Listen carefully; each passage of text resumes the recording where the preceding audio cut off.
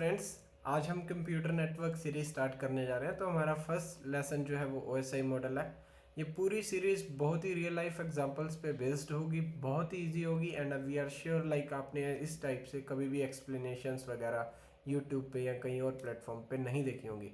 तो जो भी कंसेप्ट हम पर लेसन या किसी भी एपिसोड में कवर करेंगे तो वो आपको उस पर्टिकुलर कंसेप्ट के बारे में पूरी डिटेल्स बता देगा। And this entire series will be supported and running by G line projects. Okay, so moving further, OSI model को समझने के लिए कुछ 4 पॉइंट्स हैं जो आपको जानने ज़रूरी हैं। कि ओएसआई मॉडल आईएसओ ने बनाया था, इंटरनेशनल स्टैंडर्ड ऑर्गेनाइजेशन, जो हर चीज़ को रेगुलेट करता है जिससे कि एक स्टैंडर्ड मेंटेन रहे डिफरेंट डिफरेंट डिवाइसेस को जब यूज़ करना हो। तो ये 1976 में बना था। जो मॉडल हम पढ़ने जा रहे हैं विच इज़ ओएसआई मॉडल, वो प्रैक्टिकली एग्जिस्ट नहीं करता है, which is one of the important thing. तो ये कभी भी प्रैक्टिकली एग्जिस्ट नहीं करता ये मॉडल, ठीक है। तो हम इसको पढ़ क्यों रहे हैं? इसको पढ़ना इसलिए ज़रूरी है ताकि आप टीसीपी आईपी को समझ पाएँ। अब टीसीपी आईपी क्या है? टीसीपी आईपी आप ये समझ लीजिए, just similar to OSI model, but TCP IP एक प्रैक्टिकल मॉडल है और ओएसआई मॉडल को यूज़ किया जाता है टीसीपी आईपी को समझने के लिए। तो हम टीसीपी आईपी पे जाएं इससे पहले हमें ओएसआई मॉडल पढ़ना पड़ेगा। तो डिफरेंस क्या दोनों में? कि ओएसआई मॉडल के अंदर 7 लेयर होती हैं, मेरा टीसीपी आईपी में कुछ कुछ बुक्स में 4 लिखा है, कहीं कहीं 5 भी लिखा हुआ है। So we will discuss in next slides, है ना। तो अब ये कोई नॉर्मल प्रेजेंटेशन स्लाइड्स नहीं होंगी जो कि आप कहीं से भी उठा सकते हैं। This will be very interactive slides. Okay, तो प्लीज़ बी फोकस।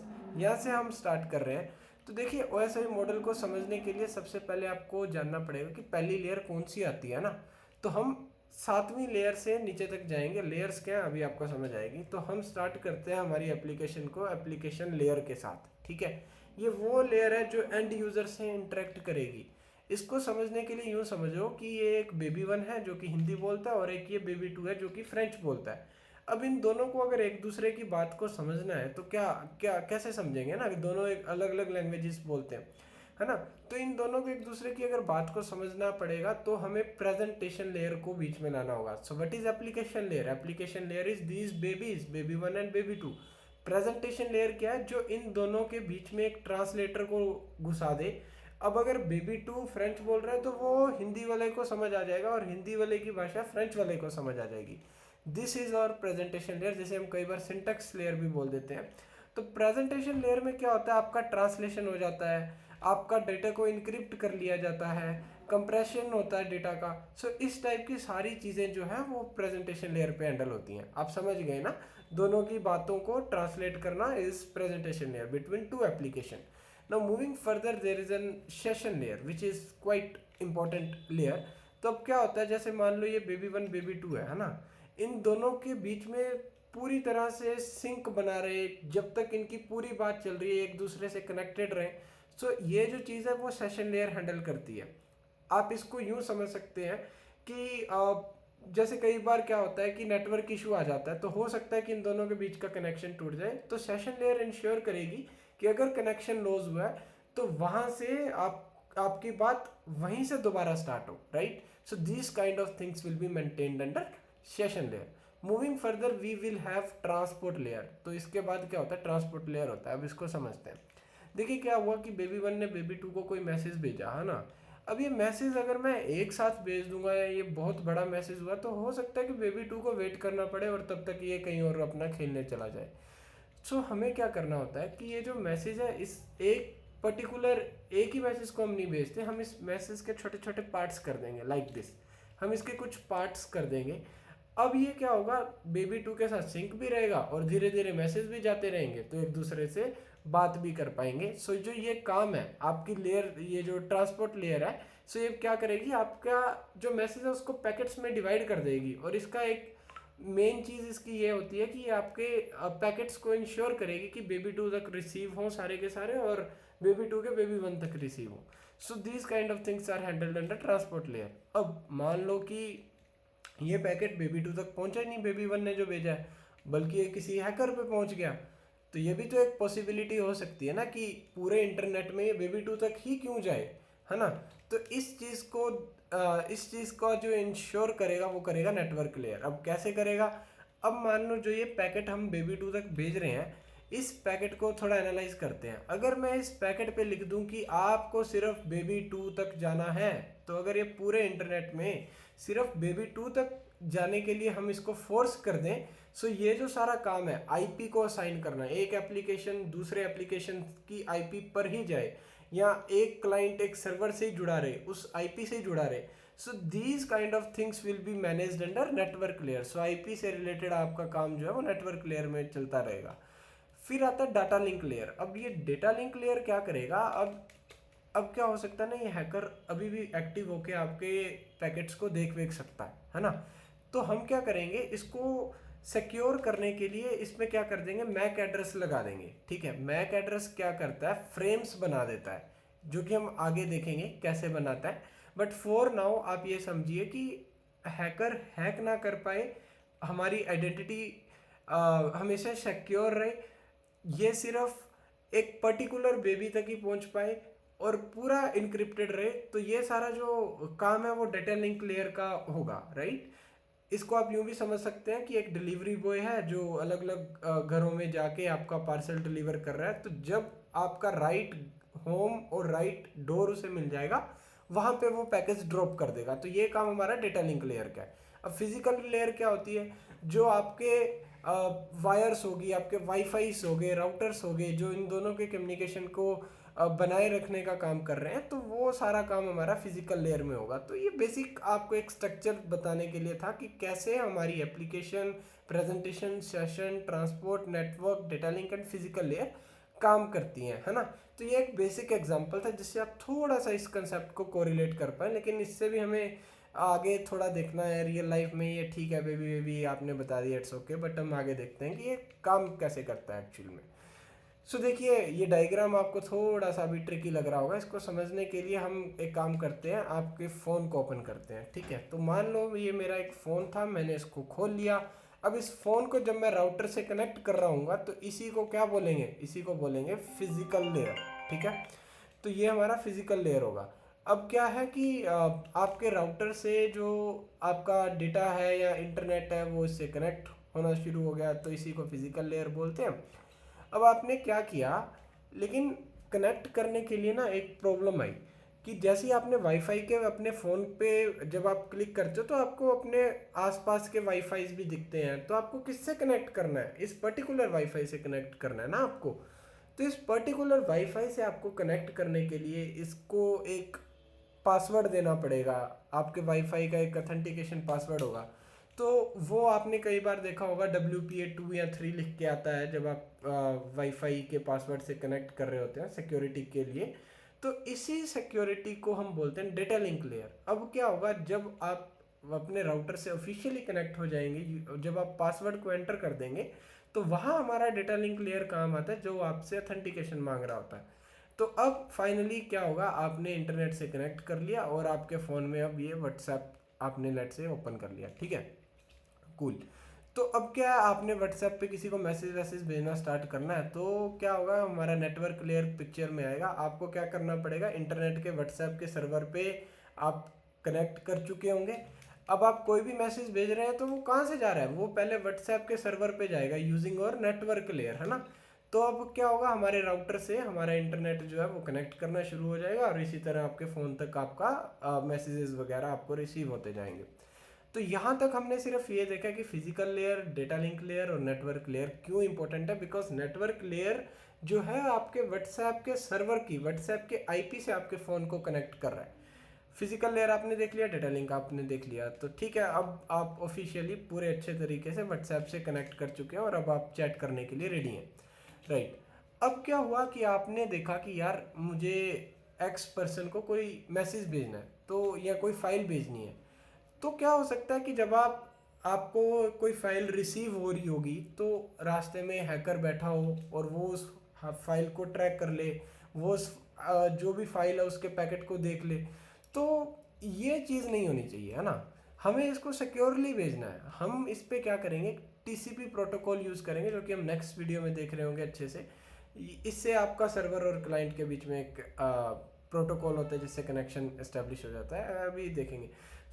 ये क्या है कि आपके जो आईपी पैकेट्स हैं वो जा रहे हैं, लेकिन रास्ते में हो सकता है कि हैकर उसे हैक कर ले, है ना।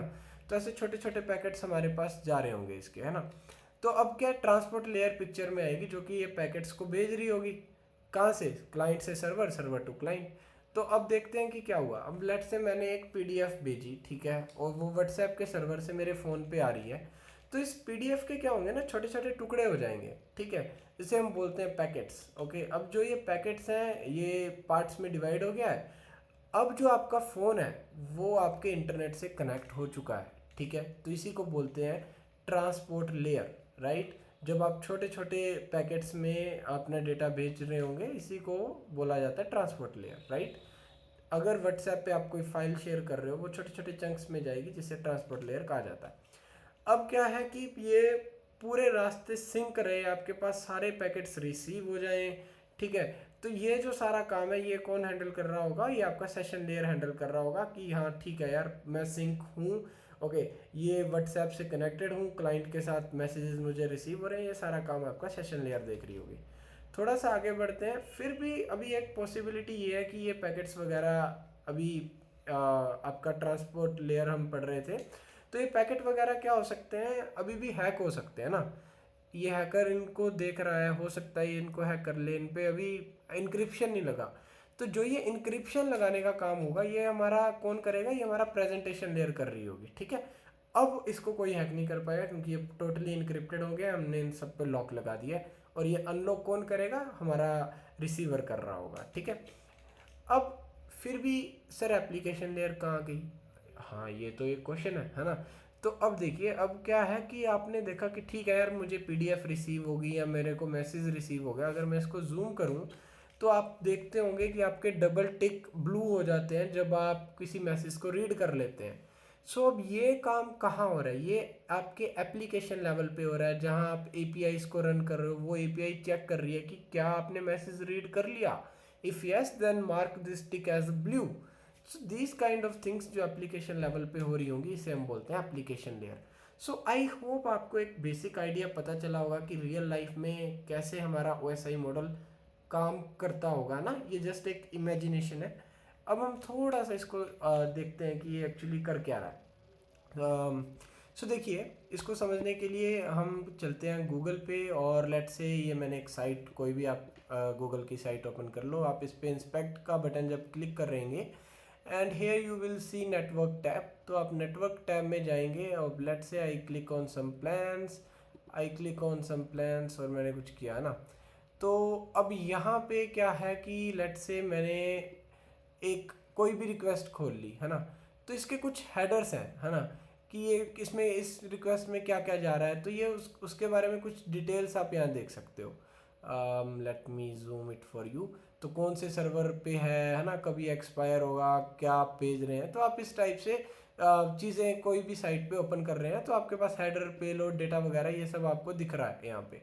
अब हम back to our PPT, let's see. Sorry for this interruption. Okay, या तो अब क्या है, आपने देखा कि कुछ हेडर्स थे हमारे पास, है ना।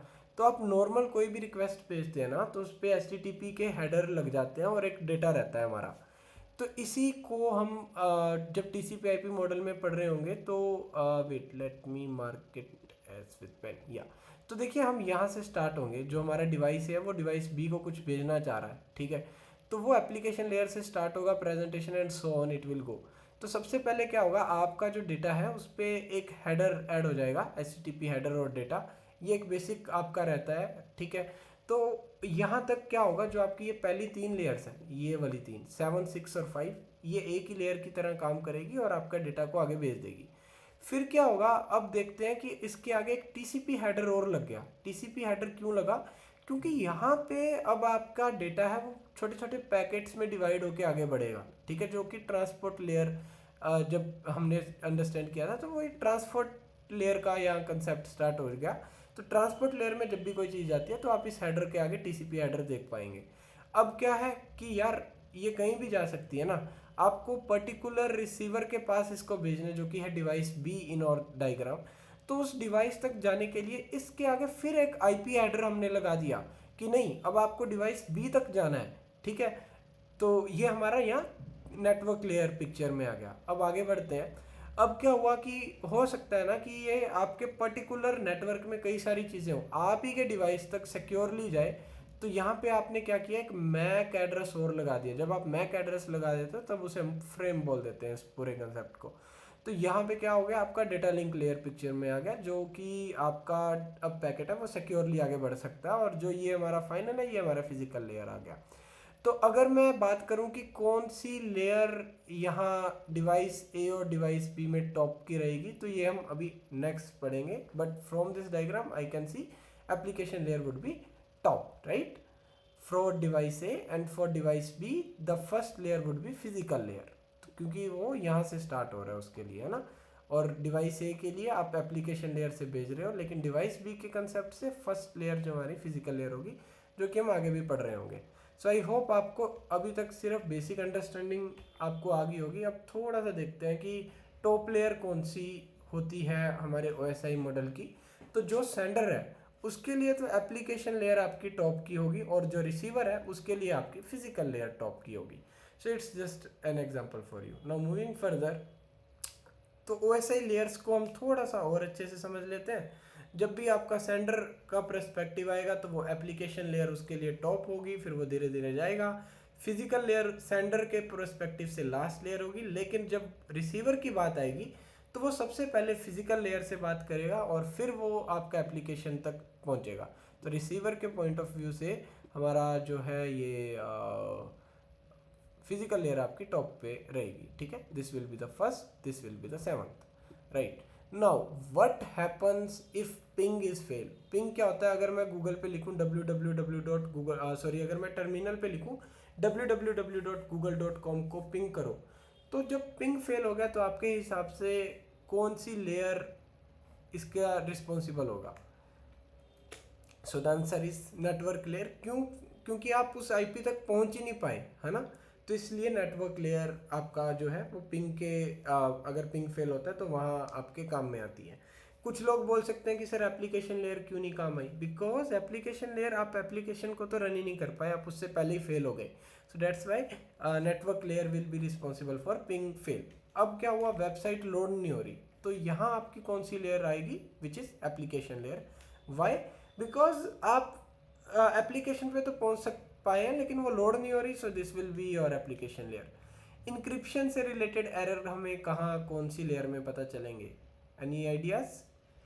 या सो इंक्रिप्शन से रिलेटेड हमारे सारे जो है वो प्रेजेंटेशन लेयर पे रहेंगे। क्यों? क्योंकि आपको याद होगा बेबी 1 बेबी 2 का एग्जांपल, उसको हिंदी नहीं समझ आती थी, उसको फ्रेंच नहीं समझ आती थी, वो इनक्रिप्ट करके एक दूसरे की बात को दूसरी तरफ पहुंचा रहा था। तो this is encryption logic is handled over presentation layer.